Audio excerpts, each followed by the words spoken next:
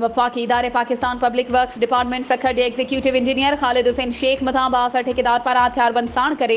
Office में भञ कंदे नामुकम्मल radio Pakistan Khairpur जे अढ में छॾियल कम जा चेक पास करण लाइ धमकियूं ॾिनियूं।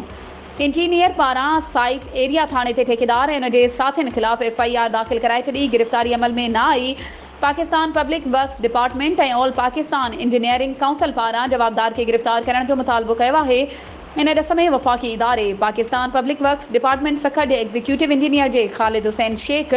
पंहिंजी ऑफिस में मीडिया सां ॻाल्हाईंदे चयो त बाअसर ठेकेदार अब्दुल ख़ालिक भुट्टो पंहिंजनि 11 जून ते चइनि खां वधीक नकाबपोश हथियारबंदनि सां गॾिजी ऑफिस में आयो ऐं हथियारनि जे ज़ोर ते धमकाए रेडियो पाकिस्तान खैरपुर जे अधूरे कम जा चेक ॾियण लाइ मौतमार धमकियूं ॾेई चयो त चेक पास करे ॾे न त ॿी सूरत में तोखे ज़िंदा कोन छॾींदासीं।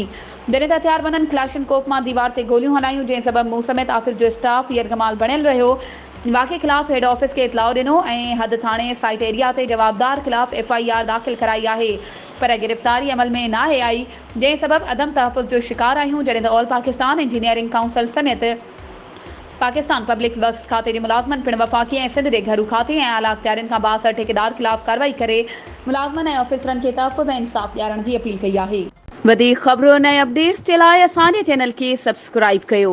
ऐं हा, बेल आइकन खे प्रेस करणु न विसारिजो त जीअं असांजी हर नई अचण वारी वीडियो तव्हां ताईं पहुची